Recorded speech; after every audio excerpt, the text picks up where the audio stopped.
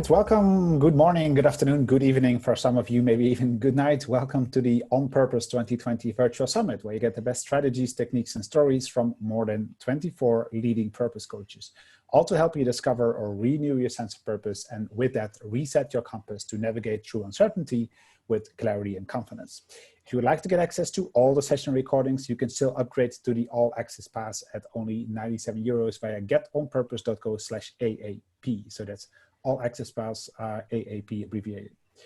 While you might not have always been clear on it, you have always had a purpose. Leaders who follow their calling and create resonance with their purpose are already creating our next future. They use key capacities that anyone can learn. And in this session, you will find out about the 4 key capacities needed to fully live your purpose and express it through your work. Our speaker for today, Philip Horvath, has always lived on the edge of innovation, both in his work with technology early on, as well as due to an early interest in personal development, culture, and transformation.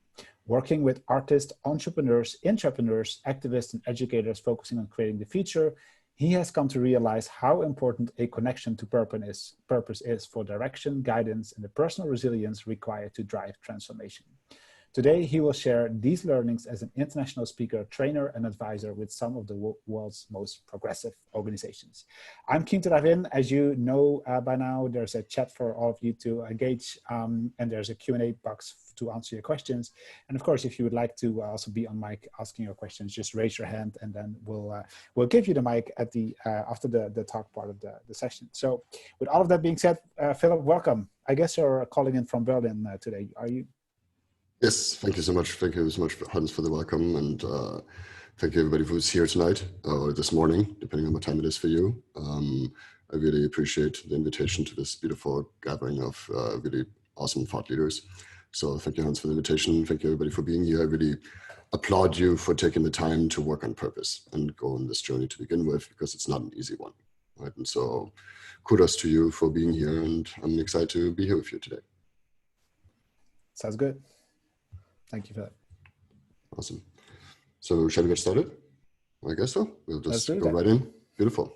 Thank you so much. I'm going to run this session based on a framework we use called Connect, Scan, Focus, Act. And it's built on M.G. Taylor's Scan, Focus, Act framework, which you might know. We found in our work that actually taking a moment to connect before you get started is actually super helpful. So we'll start with a connect, and then I'll do a brief scan in terms of an overview of the different kind of a couple of different frameworks around how to live your purpose and how to create the future that I think you will find helpful.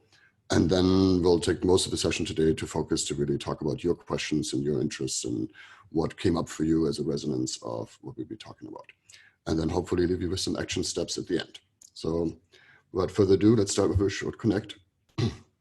As I said, some of you might have already had a full day like myself here in Berlin. For some of you, it's already the beginning of the morning. I know I'm going to be talking to some of my American colleagues in a moment after this. So, but none of that matters right now. Right? I really, as I said, I applaud you for taking the time to work on your purpose. And for the next hour and a half, this is your time. Right? All of that stuff that you might have to do or might still have to get done or that might come up today, we can let it all go and let it, for the next 90 minutes, none of that matters. You can allow yourself to relax a little bit. Maybe shake out your body, if you haven't done so this morning, or if you've needed it after a whole day of being around, take a moment to do that and find your feet on the ground and just, wiggle your toes a little bit, move them around all 4 sides, front and back, left and right on each side. And just find your feet on the ground, standing there solidly supported by the ground, by this planet, and really by all of life that came before you. But we are sitting here right now, standing here right now, talking to each other. Took all of life, billions of years of evolution, and has brought us right here to this moment. Take a deep breath in and out. Remember that once oxygen was actually a poison, and for much of life it still is. We've adapted. We've come here this far. Life keeps evolving. Take another deep breath. And out.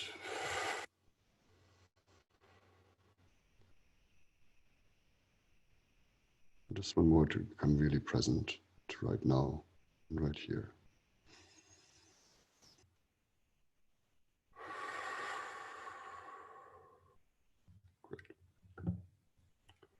blink a couple of times and come back to this room, and hopefully we'll do it even more grounded and be fully present for the next 90 minutes or so. So as I promised, I'm going to go a little bit of an overview of purpose and how to live your purpose and why I think that has to do with creating the future. As I said a moment ago, we came here, all of life supported us to get to this very moment, and you're sitting in this chair. And you're here, I'm assuming, because you're interested in living your purpose and making that happen. And so from here on out, that means you're actually actively creating the future. To do so, we look at 3 different things, and you might know this framework from Simon Sinek: why, how, what. Right? And for me, about the why, how, what, and creating the future is about leadership, culture, and future itself. And in terms of why you're creating and connecting to purpose, resonating with that purpose, creating and crafting cultures that continue to bring that purpose further out, and ultimately creating something tangible and real in the future. Because all the beautiful ideas of purpose, they're here to be lived and actually made real. So purpose is a big word, and I like to define big words when we use them in context. So when we talk about purpose, usually we talk about meaning and impact. Right? And meaning is sort of your personal why, right? What you can see, who you can see yourself to become, what you can see yourself being. Right? What would it look like if you fully lived your potential here on Earth, as life, as who you came here to be in this body, in this current being. The second part is about impact, right? Because living yourself, self-actualizing is great, but even Maslow talked about self-transcendence at some point, right? The need to come up to something bigger than yourself to keep you inspired. And because meaning and impact are actually also, these 2 pieces, are actually also what you need for intrinsic motivation, right? If you have a vision of yourself in the future, of who you could become, and if a vision of the impact you could create, that is something that will allow you to even make it to some rougher days. And I think I'm going to start with leadership, because leadership is another big word, and we define it as a process. Right? And really it's a process of awareness, responsibility, and ownership. Right? You're constantly becoming more aware of things, you see more things, you hear more things, you learn more things. And if you take responsibility for them, right, you're ultimately in ownership of your life. If you don't, you end up playing small. Right? If you're aware of something, you see something out in the world, and especially at the moment, when really so many things are highlighted. A beautiful gentleman the other day expressed it, where we've kind of turned the kitchen light on and we're realizing it's completely infected with roaches. Right? All the dualities, all the fake dualities, all that conflict that's been bubbling under the surface, all of our inequalities are really visible right now. So not to do anything about that would feel like playing small. Right? You don't have to solve global hunger and world peace all at once, right? But there's something that calls you, something that's bugging you, something that's really maybe even pissing you off. Right? So become aware of it. And now the second step is to take responsibility, right? And do something about it. If you just do that, and we've also seen a lot of people in the last few months taking on additional responsibility without adjusting their mindset, without adjusting what they're aware of, and you end up burning out. So if you think about your old self, right, even the one from 10 minutes ago, you're now already, willing to take on more responsibility, right? And you're also aware of more things, right? And so there's a new aspirational self that's constantly forming. And as I said, this is a process. This does never end, right? It's not about arriving or being perfect or being done. It's about acknowledging that all of us are in process, right? Each one of us is actually continuously discovering what it means to be us, right? Because really, if you think about it, nobody's been you before. So how could there possibly be a right way of being you? Right? But what you do want to feel is that you're in ownership of your life. And that comes through that balance of these 2 aspects. And what am I in ownership of? Right? If I want to create something in the future, the very first thing I have is the system that makes up me. Right? And some of you might have looked at some Eastern philosophies like, oh, chakras, cool. Right? And this is indeed based on that. That was my first love. I was a very hyperactive kid. And when I was about 12, my dad said, here, you need to learn how to relax. And he gave me a bunch of books and tapes and yoga stuff and said, here, learn this. And so that started that, but I've looked around the world and really these systems of 7s are everywhere. Right? You can find them tracing back to Egyptian magic. Pythagoras in Greece talked about octaves and the octave system that he taught in his initiatory school. You find it in the Middle East, and it correlates to the Kabbalah in Judaism. You also find it even in Christianity, something that the Templars brought back from the Crusades in Jerusalem, which was coded as Jacob's ladder, and later people like Loyola and some of the other Jesuits wrote about it extensively as well. You find it in Western traditions of alchemy. You find it in Rosicrucianism, Freemasonry, Golden Dawn, all these different secret societies that were teaching people how to operate and be human. Right? And you find it in the last century in the works of Steiner, among others, Rudolf Steiner here in Germany. You find it also in some of the child development psychologists like Piaget, or even you see it in Maslow's work as well, and all the way to Timothy Leary, and then most lately also Ken Wilber, who brought this into integral philosophy. So as Count Korzybski, who also used some of this, said, a map is never the territory, right? But it's good to have a map. So please don't confuse any of this as truth, right? This is there to give you some models and tools to think about yourself in different ways. So if I think about human operating system, it starts with the body, right? We all would agree that we have a body in which we can sense. Right? We typically have 5 senses. We can taste, hear, feel, smell, all these different things. So we have this body, right? We have emotions, we can feel things, right? We feel good or feel bad, or in variations of those different emotions. Right? We can think, we have a mind. Right? This is, I think, therefore I am. What a lot of people think is actually the height of humanity, but that was the age of enlightenment. So it's a little outdated at this point, because we also realize we have relationships. Like we have agreements we make with others, how we show up in the social spaces, in this interaction with each other, and what agreements we make and what agreements we hold, what agreements we break. All those things come into that as well. And this makes up sort of your existential self. Right? If you think about this world and what's here in this world, you can pretty much look at your body, emotions, mind, and relationships and think about this as your life. But you already know this more. We also have a voice. Right? We have all a unique way to express ourselves. Right? And each one of us is unique. Nobody's ever been you. I mean, you might have some genes from your ancestors, you might have some conditioning through schooling, etc., but nobody's ever been you. Right? And so here's this invitation to be this unique individual who brings their particular gifts and talents to the world. And for that, you need some vision as well. Right? And we all have the capacity to imagine things. We have the capacity to imagine the past, imagine the future. And that's actually only where they exist in the first place. But we have this capacity to imagine new worlds. And finally, we have this thing called, we call it calling here, that allows and invites us to create, to bring our creative self into this world. And that's where purpose comes in. So if I want to live my purpose, I have to figure out how am I even starting with myself, right? How do I bring myself into resonance? And some of you might have learned about the concept of resonance in music. If you have a guitar, for example, and you have a string that's vibrating at a certain frequencies, the strings around it will also begin to vibrate at similar resonance. Right? And if you think about living your purpose, the first step is to bring your whole system into resonance with that purpose. Right? A lot of people have an idea of, and hear their calling, and they have these things that's been haunting them, sometimes even for years, but they haven't been able to see it, right, and to imagine it in this world. Maybe they've been afraid to use their voice and express themselves, right? Because to be creative, you actually have to risk belonging. Someone might not like what you have to say, right? And you might be that one voice among many that stands out, right? And being willing to do that is a tremendous risk. Right? You might also have had, relationships with people trying to make it happen, and maybe you had agreements, maybe you didn't, and maybe they didn't work out. Right? Like how we show up for our agreements and how much in integrity we are and how accountable we are is important here. Right? And of course, you might have this purpose here and think, hey, I should really do something about the world. But out of those 12 to 60,000 thoughts that an average human has all day, many people are thinking self-defeating thoughts. Right? I'm not good enough to do this. Who am I to do this? There might be others who can do this. Maybe this is not for me. Right? Maybe I'm not good enough. Right? So a lot of us have these thoughts when we're not learning how to control them. Right? And they, of course, are not aligned with our purpose. Right? And same with emotions, right? If you're in anxiety, if you're worried about things all the time, we're not going to be attractive. We're not going to generate that energy necessary to bring all the resources in to make something happen. And of course, if your health fails us, all else fails in the first place. Right? So bringing your body and your whole system and your whole emotional system, all of these different systems into coherence, into alignment, will allow you to create your purpose.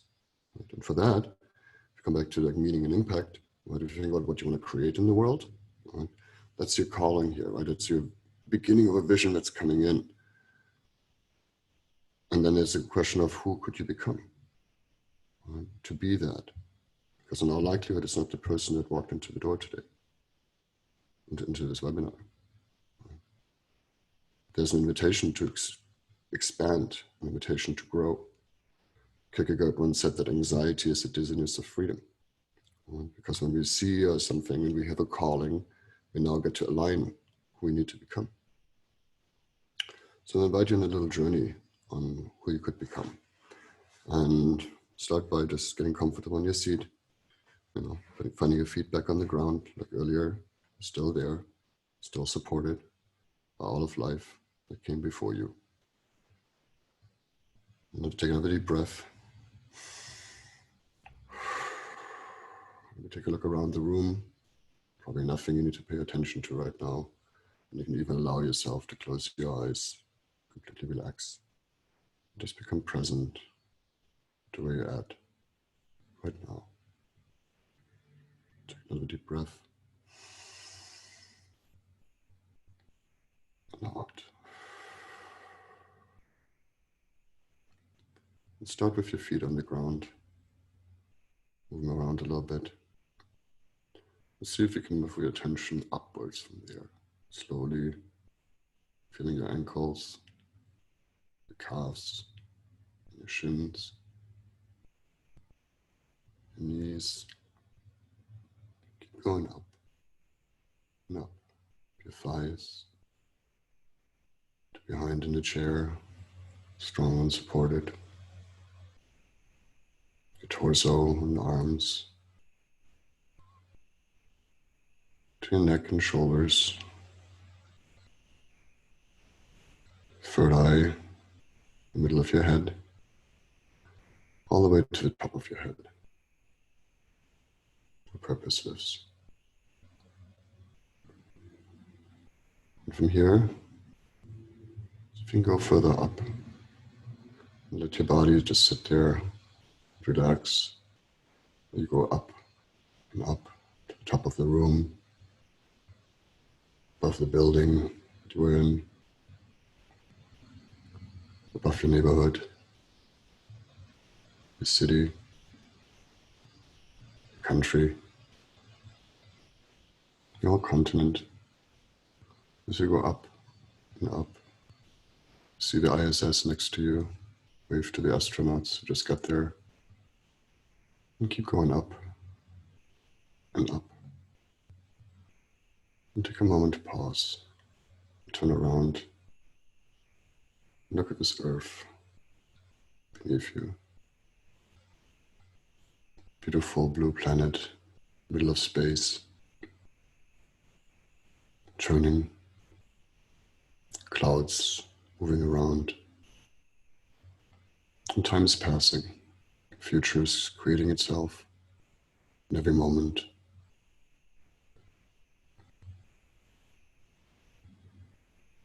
And think about what matters to you, what you want to create in this world. And who could you become? What kind of person?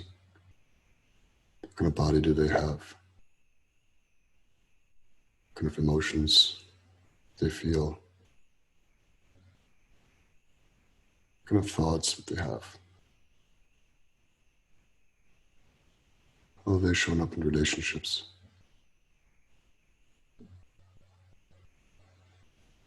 What does that voice of yours want to say?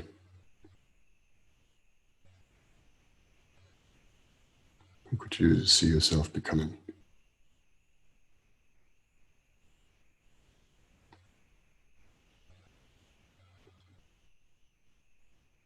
And slowly take a moment, thank space, thank Earth, begin to zoom back in, back by the ISS again, waving at the new astronauts. Keep going down to see your continent, your country, your city, your neighborhood, your building. You're sitting there in the room from above. And come back into your whole body, feeling your feet on the ground.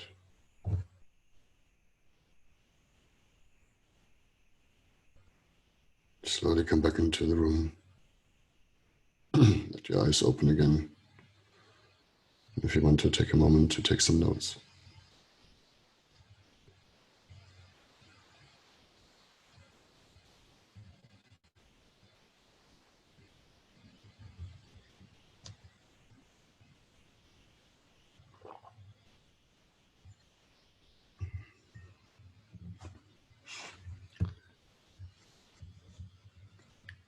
Creating future is ultimately about creating ripples.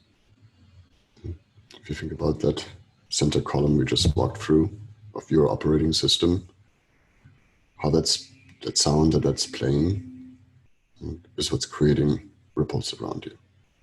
If you imagine it as an orchestra, imagine every one of those points playing a different instrument. And if they're all playing your purpose, you have a beautiful melody creating ripples. If they're playing 7 different tunes, it might be a little bit of a cacophony. So the idea is to begin to align yourself first with your purpose and who you want to be. And then you go out, right? Because none of us is here alone. Right? It's your individual way of operating, how you do things, and how you're programming your operating system. But you also have it in one-on-one relationships of how you now show up. Right? Whether it's your partner or whether it's a person in front of you, an employee, a conversation that you're having with a person, in some way, even our conversation right now, right? How you're showing up one-on-one. And in your team, a tribe, or organizations in the widest sense, all the way to nations, right? Where we have social patterns that we follow. And ecosystems, and ultimately the whole planet. And these spheres of concern and influence is based on Covey's circles of influence, control, and concern, influence, and control. But we killed the control because there doesn't seem to be such a thing in our world. Right? We can only influence things and adjust probabilities. Right? Again, there's no right or wrong. There's only a ever moving towards the vision that we have for the future. And this is where culture comes in, right? And culture is also one of those big words. I'd like to say that how we do things around here. Right? Culture is just that. And it starts internally with yourself and in a relationship and in teams and in departments and organizations and all the way to this planet. And if an alien came down right now and looked at the world, they would say we have a human culture, even though we might not agree, where we see so much disconnection between us. And you have a cultural operating system, right? Like really how you function in relationship, not your human operating system in terms of the interfaces you have, but in terms of how you now relate. Right? We start with purpose. Right? Why are you even relating to someone? What's the point? Right? And what human capacities, what human aspects are there? What people are there? Right?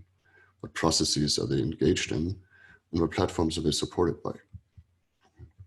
Then how do we look at the future? How do we look at planning? And how do we look at propagation? Right? So any culture, you can kind of break down into these elements, and it actually even works for projects and things like that as well.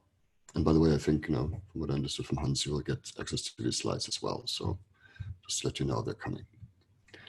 But this is where purpose is so important, right? Because if I want to enroll people across different cultures, right, I have to be, first and foremost, enroll myself. Right? When there are those days when you don't feel like living your purpose, when things are hard, right? What's going to get you out of bed? Right? And so here's where purpose is your individual enrollment, enrolling yourself in your purpose. Right? Then, of course, one-on-one in every conversation, right? Bringing people on board, getting them excited about your purpose, and motivating a whole team, right? Or an organization, ecosystems, and all the way to the planet. Right? The planet having a common purpose is something that can draw people in. It allows you to talk about it and actually share your vision of the future. And also helps with alignment, right? Similar to how we need to, get ourselves in resonance. Right? Purpose also helps to do that in these different spheres of concern. Right? If you have a conflict in the team, we can always go back to serving the purpose, right? Because that's something we would agree upon. We might have different ways or visions of how to do that, right? But the core is it can always bring us back to that. And if you think about how to break down culture beyond that operating system, there's certain elements, right?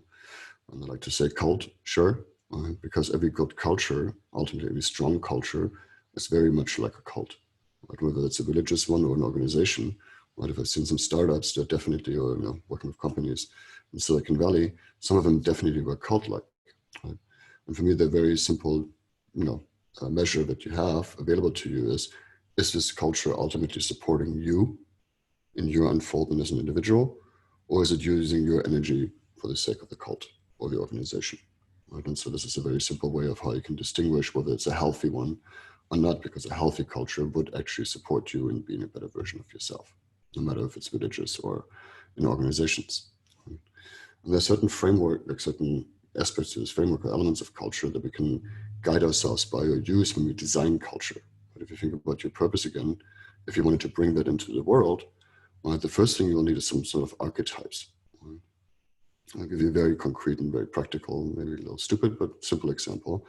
Right? When I turned 42, I realized that I'm going to lose 4% muscle mass every year, and I had these archetypes of the hunchback with a beer belly over here, and the fit yogi over here. Right? And these are two sort of archetypes that I've created for myself that I can orient myself on. Because to be aligned with my purpose, I think that fit yogi would probably work better. Right? And so I have these archetypes that I can align myself around. Each of them has certain values and beliefs that are attached to their ideas of who these creatures are. Right? And there's stories and narratives around them, right? Of how they would show up in the world or what would happen around that, including different language. Right? Like even fit yogi versus beer belly and hunchback. Right? Those are words that are triggering for me because I've associated them with this archetypes and with this culture. And then language is made up of symbols like letters. But there's also other symbols. Right? Like for example, I'm not sure if you can see it, but like there I have some TRX straps that remind me every morning when I get up that I want to have a fit body. Right? And so I create symbols to reinforce my alignment to purpose, right? Of who I want to be in order to do my purpose on this planet. And finally, that's the rituals, right? The actual working out or how we show up in meetings or how we do things, right? The actual behaviors that we do regularly. Right? I mean, we're all habitual creatures and we do things out of habit, right? And most of that habit is unconscious. But when we make it conscious, right, we're talking about rituals. We're talking about routines that we specifically designed to support us in our purpose.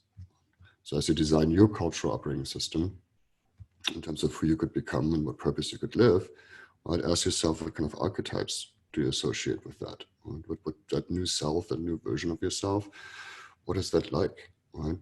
What's some values and beliefs that this person holds? Right? What are the stories you want to tell one day? Right? If you think about one good exercise you can do at some point on purpose is to actually sit down and write your obituary. Right? Imagine you're dead one day, you've done your work here, you've finished and completed human life in this iteration. And what are people saying about you? Right? What are the stories they tell about what you did here? Right? You can use these stories as inspirations, as visions to keep reminding yourself of your purpose. Right? Down to choosing some language, maybe create a little slogan for yourself or something, a couple of trigger words that help you remember who you are and who you want to be. And of course, talismans, symbols, different tools that allow us to do that, and then implementing it into our daily rituals, from even how we get up in the morning. Right? If you take a moment in the morning to actually prepare yourself, wake up your body, connect to your emotions, calm down your mind, think about your relationships that you have to do, right? Create something, envision your future. Right? Those are all rituals you can bring in to then help you live your purpose.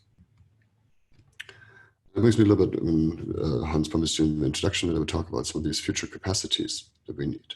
Right? And if we go back to our operating system, typically when we look at basic education, we barely go through sense and feel, right, to think, let alone talking about some of these other things. So there's some new capacities that we need as humans now that go beyond I think, therefore I am. Right? It starts with embodiment. Right? I've talked a bit about body already. And again, there's no right way. This is not about having some perfect model, figure, blah, blah, blah bullshit. Right? This is about you being in relationship with your body. Right? And it might look this way, it might look that way. We have all kinds of different creatures on this planet. Again, there's no external right way for you. There's right what works for you. Right? And whether it's nutrition, whether it's exercise, whether it's any of those things that we can do for our body, find what works for you. Right? I know for some people who live well on this diet and other people who can absolutely not process that, and vice versa. Right? So find out what's right for you. Right? Create psychological safety. This has been a word that's been in the news a little bit lately because people are realizing, especially in times of crisis, we really, really, really want to feel safe. And if you want to have people be creative and feel creative, you have to give them psychological safety. And it starts with yourself, right? Giving yourself that comfort, giving yourself tools to calm yourself down, to find your parasympathetic nervous system, to activate that, like what we did earlier today with breathing even, right? Even taking a few deep breaths already tells your nervous system to calm down. Right? So you have tools that you have available like that to create safety for yourself, and as a leader, to create that for your team and whoever you're working with. Right? And psychological safety doesn't mean safe space. It doesn't mean you're not going to be challenged. It doesn't mean there's not going to be discomfort, but it means there's a container in which it's okay to be uncomfortable. Right? Because, as I said, we all have to become things. We all have to grow here. Right? And so how can you create a safe environment to grow? Think of a child, right? Would you yell at a little child that can't walk yet for falling down? Probably not. Right? And so if you want to create future, if you want to create innovation, if you want to motivate and allow other people to go be creative, you also have to let them fall on their face sometimes. Right? And that's part of it. So here, sort of like the next one is clarity and thinking, and I'll go back into detail a little bit more in a moment. But those are sort of like the things that we typically should have learned in school. Right? What we don't necessarily learn is there's other capacities: self-reliance, self-expression, self-regulation, and self-organization. I'm going to talk about these a little bit more. And again, start with embodiment, finding your thing, right? Finding your right way to live, your right nutrition, your right exercise. That's one thing. Coming back to what supports your purpose. Right? Is your purpose going to be supported if you're weak and can't walk up the stairs? Not as much. Right? And so think about what kind of body would support you. Right?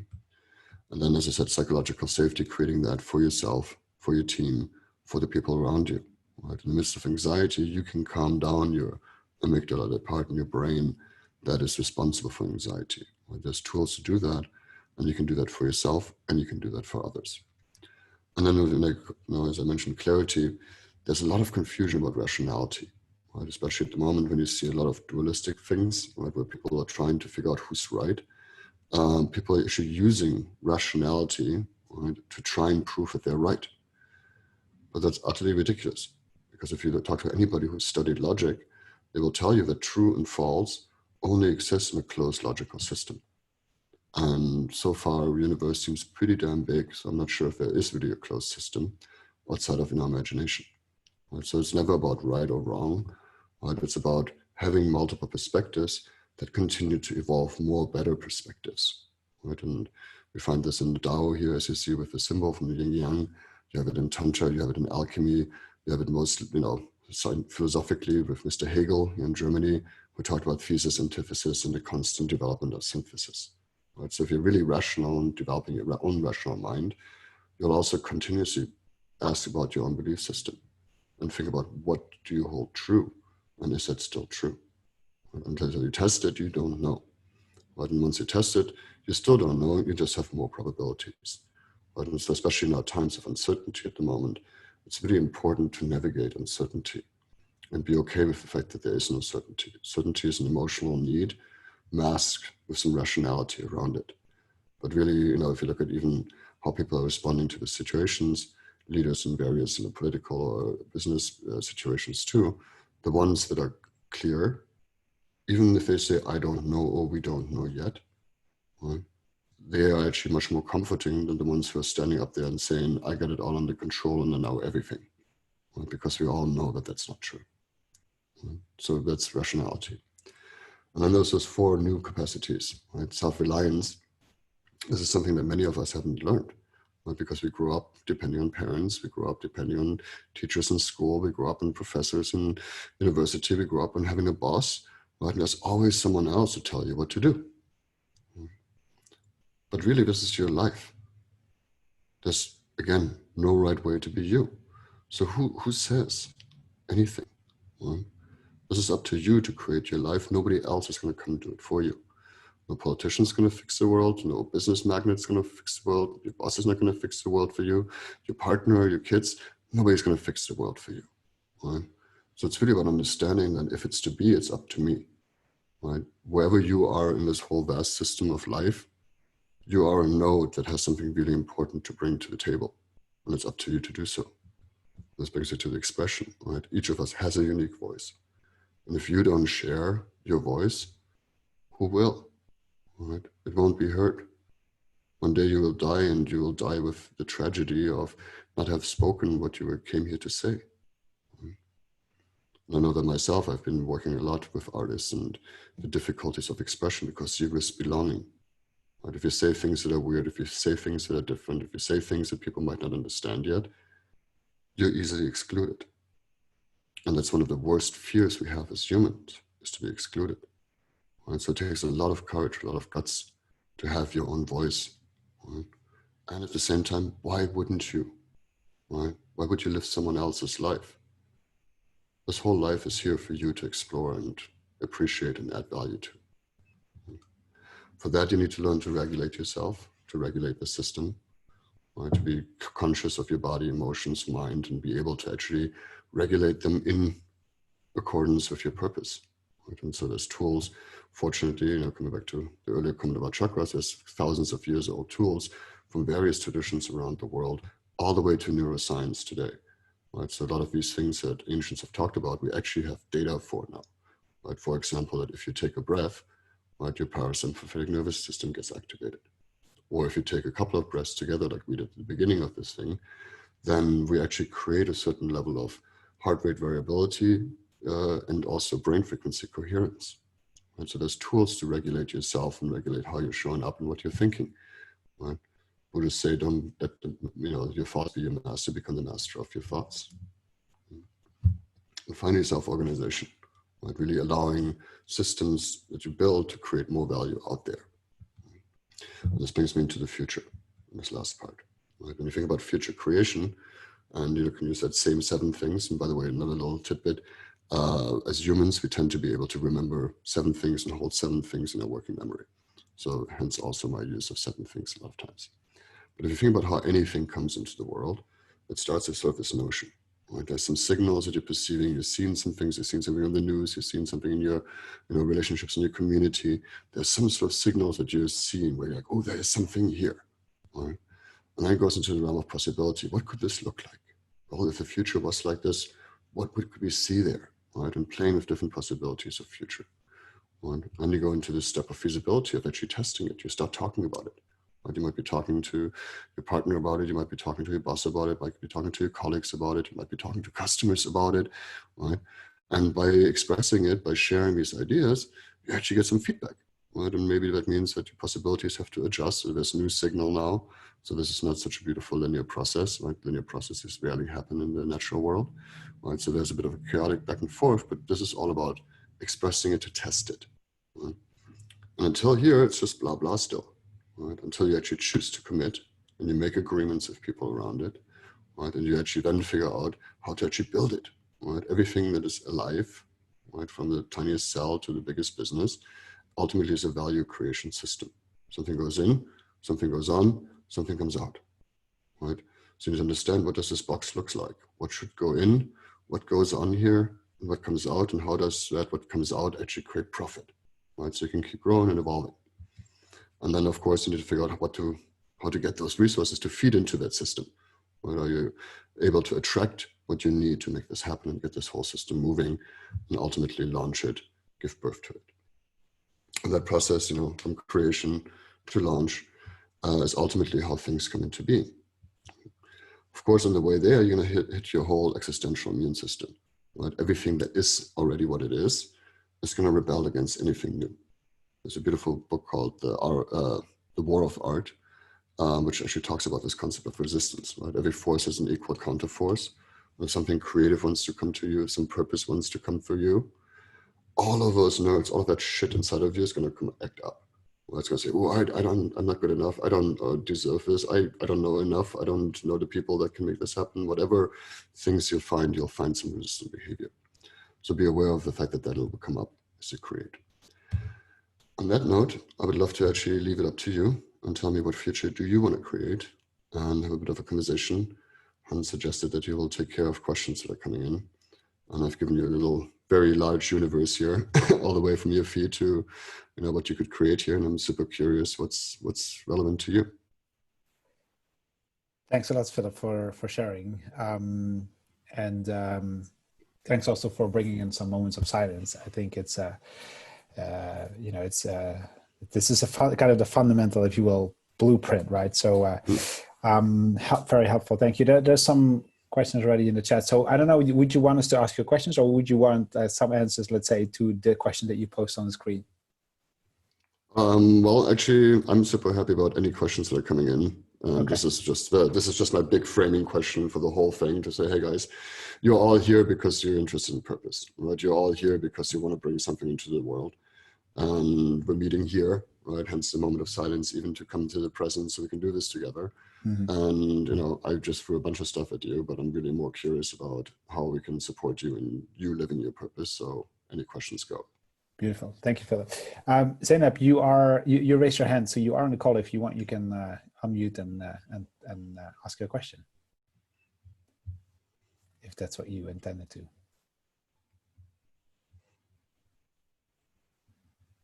Probably not. Hey, Zainab, can you hear us?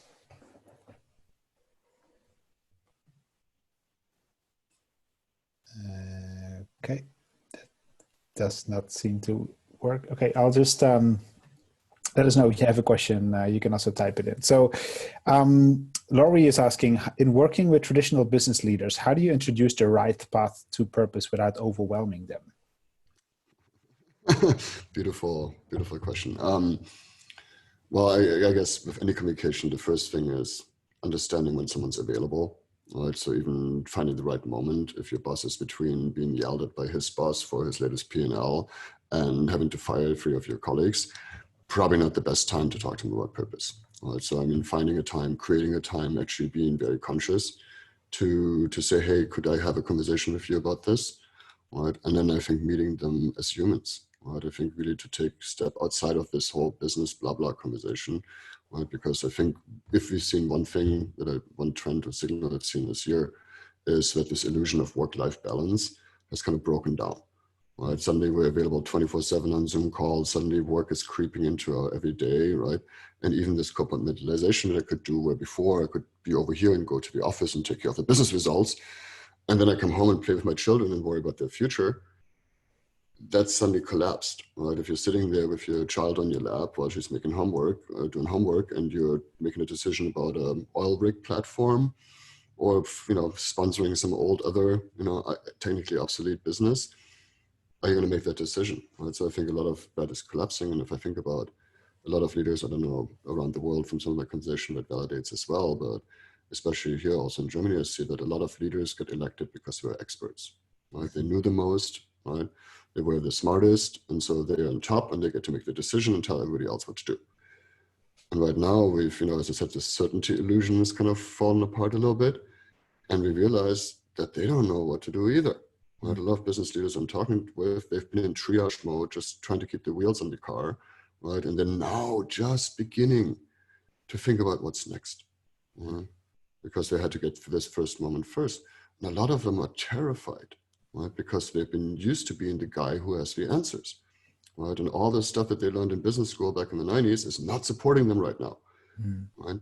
And so they've been in their own way in who they have been, right? So now they get to figure out who they need to become, right? And so that's a terrifying experience, especially if you have not done any sort of personal work or transformational work yourself on purpose, right? And so I think the second suggestion would be really, really kind and patient with people, right? And really understand that a lot of people might still be triggered, even in a point where if their limbic system, their amygdala is still in stress mode, they're not going to have the energy to even talk about something expansive like this. Right? The only way they can connect it there, which it should in some ways anyway, is to bring it back to business, to go back to them and say, hey, what's going on for you right now? What could you use support with? Right? What would make your life easier? What could help you with your priorities? You know, what are some of the things you're curious about maybe that you might want to test? Right? Give them invitations for something that's relevant to them, right? And then figure out how to attach your purpose to it in a way. Right? Don't jump in the door with, hey, I'm going to save the whales and the oceans and Jesus too. You know what I mean? That they're not going to be like, dude, but I have P&L to optimize here, right? So go back to really meeting them as humans, seeing if they're available, create that space where you really care about them, right, first, and then figure out how to attach your purpose to that. Right? Veronica is asking, how do you go about identifying your archetypes? I think you can have fun with it. I mean, there's a beautiful book by Carolyn Myss called Sacred Contracts, which I can highly recommend, that has a bit of a pathway of how to connect to your archetypes. But if you think about sort of yourself, to the external world, you have your personas. Right? The Greek word persona means mask, right? So you have your mask of who you are when you talk to your parents, or to your children, or to your colleague, or to your boss, or to a police officer, right? You will put on these different faces, right? And the first step is to actually integrate yourself and say, hey, you know what? I am all of those people, right? I might have a different strategy when I talk to my mom than when I talk to Mr. Police Officer over here, but ultimately it's always me, right? And the second step, sort of to the inside, you have your archetypes, right? The people that sort of like those little voices in your head that keep nagging you in some ways. Many of them are actually trying to help you and be like, hey, dude, you wanted to be an artist when you were 5. You wanted to be a fireman. You wanted to be an astronaut, right? So there's some of those things. And what you can do to connect to your archetypes is, if you look at literature or movies, what are the characters you identify with, right? Like, for example, you know, when I look at King Arthur, I'm not identifying with King Arthur necessarily. I'd rather be Merlin. Right. And so if you think about movies that you've seen or books that you've read, what are some of the characters that jumped out at you where you're like, oh, this is somebody I'd like to be? And then if you look at those generic ones, you know, like hero or guide or teacher, right, there's a lot of different kind of symbol like functions out there that we see throughout the society, independent of cultural context, independent of, you know, even cultural narratives. And Carl Jung talked about that when we first talked about archetypes, right? Where we realized that people from different countries with completely different backgrounds have similar dreams. Right? And there's people like a guide or an artist or a teacher or these different kind of roles come up again and again. Right? And so really think about what resonates with you, right? And spend that time. I mean, right now is a great time if you, you know, to actually just spend time with yourself. Right, and really go back to the books you loved and the movies you loved and the things that inspired you and think about, okay, what works for me there? Eugene is asking, once one's own purpose is clarified, how could one expand the sphere of influence and build a purpose community? That's a beautiful moment. It starts coming back to resonating, right? I mean, if you have a beautiful vision of the future of humanity and how it could be, and you showed up like this and angry and pissed off at you later, everybody's late, probably not a good idea, right? So the first thing is start with yourself, right? Live that purpose. My business partner always likes to say, children don't learn from PowerPoint charts. They learn from, you know, don't learn table manners from PowerPoint charts. They learn them from watching mommy and daddy, right? So one thing you can be is to actually be a shining example of your own purpose, right? And then there's this beautiful quote that goes around a lot by Exupéry, where it's about, if you want to have people build ships, don't explain to them how to build ships, but get the longing for the sea in them, right? And I think it's a little bit about that, where when you're playing with purpose, it's always about connecting that, like finding other people that have similar purposes that are resonant, right? And understanding also that there might be something bigger there. Like, and I think, you know, I worked in the nonprofit world a lot, and it's funny to see how much fighting and stuff was even between nonprofits, right? Where one were trying to save the whales, the other were trying to save the ocean, the other were trying to save the coral reef, and they all had their own agendas. And instead of collaborating, they're actually fighting each other at times. You know what I mean? So think about how can you make it inclusive, right? How can you create a purpose that is something that is generic enough that other people's personal purpose can work within that. Right? And there's a beautiful book by Dan Pontefract, who I think was on the series as well, called The Purpose Factor, where he talks about how when your organization's purpose, your role purpose, and your personal purpose overlap, that's sort of that sweet spot, right? And if you think about creating ripples, that's similar what thing that you want to do there, right? Where you're going to find people that have a resonant purpose, right? And inspire them to have meaning, right? Come back to that first part, like what would their world look like? Who could they become if they live this purpose, right? And what could you create together in the world, right? And really working on those two narratives around why should someone join your purpose and who could they become as a result of it, right? What's meaningful to them, and what are you going to create together in the world? Right? I mean, mostly we're inspired by narrative, right? By storytelling. So spending some time playing with archetypes, you know, these sort of concepts around storytelling and values underneath that you're expressing is a really helpful thing. And then creating these, you know, these culture elements that I talked about, creating that cohesion, right? By, for example, using specific language or having some symbols that keep, you know, bringing the culture back to everybody and the purpose back to everybody. We had a couple of group coaching calls, and I remember still one of the earlier calls was a little bit of confusion about, you know, purpose. Kind of, do you seek for it or will it find you? And then on top of that, is purpose actually the goal? What is purpose in the end of the day? How do you know you found it? So could you share your perspectives on these questions? I did start with a very, kind of provocational statement that everybody has a purpose and you've always had one. Right? And I know for myself how utterly, utterly terrifying it can be not to know it. Right? I've spent years of my life, even to the point where I ask myself, why should I not kill myself today? Right? When I've had months in my life where I was without feeling disconnected from my purpose and my vision, I had no vision to see where could I go. And every day I ask myself, why should I not off myself today? And every day I found something that was meaningful to me. Every day I found somebody in the community I could help. Every day I found some project I could support. Every day I found something where I could say, hey, this is me doing what I'm here to do. And in our work with purpose, if you think about coming back to the very, very beginning of our conversation here, life has purpose, and that is life. Right? All of life has been evolving for billions of years, brought us right here into these bodies. Right? And our arms and hands look that way because of all the experiences life has made. Right? As we can breathe oxygen, right? Because life realized at some point that we need to figure out some system to make that stuff okay to breathe. Right? We've constantly gone forward. And so in the very least, life is just innocently exploring its own purpose. Right? If you look at humanity, we've done some really stupid shit. Right? Over the years, growing up in Germany, I was very privy to some of the very obvious things we can go wrong, right? When life goes out of whack a little bit. But even those found corrective measures. Right? If you look at life, it's always there's homeostasis. There's this drive to integrate and to move forward at the same time. Right? And if you think about your own purpose, one of the things that we have found is that a lot of times it goes back to your sort of early woundings. Right? Like when we do purpose workshops with people where we go deeper into exploring what's your purpose, oftentimes it is something sort of like that first injustice, like when you were 7 or 8 and you saw something, you're like, this is not right in the world. Right? And you might forget about it for years and years, but then when you actually go back to this work later, you realize that this really annoyed you. This really was frustrating for you as a kid. Like I remember seeing pictures of Earth from space as a child, and seeing the news right afterwards, and it could not make sense to me why people were so stupid, why we were not understanding that we live on one planet. And I remember being really, really upset about that as a kid, right?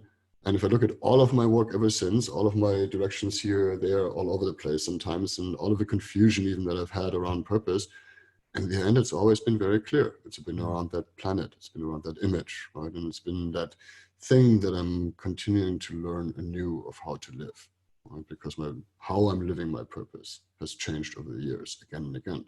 But if I look back, there is a red thread of like, ultimately, I've always worked towards, in the very least, acquiring the skill sets necessary to live my purpose. Thank you, Philip. Anything else you would like to add to the conversation? So are you asking me? Yeah. Anything you would like to add? Well, I mean, first of all, as I said, I think one important thing that I can't stress enough is self-care. Right? If you've taken this path of purpose, if you're actually willing to put yourself out there, right? And really, for me, purpose is a matter of life and death. Right? We have little purposes, like even the purpose of this conversation, or the purpose of a meeting, or the purpose of going shopping, or doing whatever daily routine things we do. Right? Purposes for me is a very neutral thing in that sense too. Right? Everything can have a purpose. And then there's this sort of thing that's your calling, right? That's saying, come on, you could do more, you could be more, you could really make a dent here, right? Look at all the shit in the world. What could you do, right? And be super, super, super, super kind to yourself in the process. Right? It is a journey. It is a path. It's not something where you wake up one day and you're like, no, my purpose and everything's okay. You know what I mean? It's there for you to continue to discover. But I think even Buddha said the purpose of life is to continue to discover your purpose. But it's really more about that connection with yourself. Right? If you leave everything else out, everything external out, everything save the world crap out, or social entrepreneurship, or any of that stuff, if you leave any of that away, what do you have in your life? You have your moments, your time here, right? Your moments of attention, like the one that you're graciously sharing with us today. Right? But you have your attention. That's the most precious thing you have. And within that, you have these different interfaces into reality. You have your body, you have your emotions, you have your thoughts, you have your relationships, your voice, your vision, right? You have all that. And even spending time with yourself to connect to that and to honor your life, that's purpose in itself. Right? And I think if you start there, if you really don't know where to start with self-care. Right? Start with creating yourself spaces where you can feel safe, where you can be present to yourself, and where you can actually engage with yourself in these conversations and write, sing, dance, get it out. And I mean, whatever you can do, just create a practice of getting it out and being in conversation with yourself. Right? Because we keep looking for that other thing out there that tells us what to do. Right? And there's a beautiful story in the Eastern thought about how the gods were trying to hide the secret from humans that they're all powerful. And they took the secret and they brought it in the highest mountain, and they came back and they're like, yeah, you know, eventually the humans will get there. They'll build something to climb up here, they'll find it, right? And they put it all the way underneath the sea and said, okay, we'll hide it in the sea. And they said, you know, they're going to build these submarines and stuff. They're going to find that stuff too. Right? So they kept trying to figure out where to hide it. And they hid it right there. Right? They hid it inside each of us. Right? And making time to be okay with aloneness, of being okay with being separate from everything, of just being you with yourself, I think it's a great start. So find it within. Thanks a lot, Philip. I realized when you were sharing also this this Asian wisdom, this was actually Dr. Shukrama Rao. He used it in the first session, so I think we've come full circle. And so we ended where we started. I think we you know, I think everyone on the call will probably still have questions, which the point is really you will never get all the answers that you think you need. And actually, I think also, you know, over the last 2.5 weeks, we heard so many practices, so many stories, so many tactics, if you will, that I'm also pretty sure that everyone on the call, you know, kind of leaves with, you know, kind of a fresh energy and new focus. So thanks for sharing that with us. So much. And thank you for organizing this and bringing together so many wonderful people and help supporting people in their own purpose. Really, that's what it's about. So thank you, everybody, and thank you for making this happen. Thanks, Philip. And so in a couple of hours, actually, let me just make sure that I do this right. It's in 2 hours. So at noon Pacific, 3 p.m. Eastern, and 9 p.m. European time, one of the on-purpose participants, Joey Chandler, he offered basically to host a conversation about how biases like racism and sexism weigh down your ability to experience and share purpose, of course, especially given what's happening in the world. So the invite to all of you is to join that conversation. I'll just post the link here in the chat. So it's on the community platform. You'll find the Zoom link there. It's a conversation Joey's going to host because he's done a lot of work. I think you might have heard him in some of the calls. He's done a lot of work on that. So make sure that you know, tune into that session, join that conversation if this is important to you at this moment, which I guess it is true. You know, it's important for all of us. But if you feel the need, you know, to have a conversation with other people from the summit, join that call. So you'll find the information in that post on the platform. So with that being said, thanks for joining the session today. Thanks also for joining the virtual summit. Of course, you'll get some follow-up materials from us, but I'm pretty sure also that we'll meet again somehow, some way, someday. So thanks again for joining. See you soon. Thanks. Bye-bye.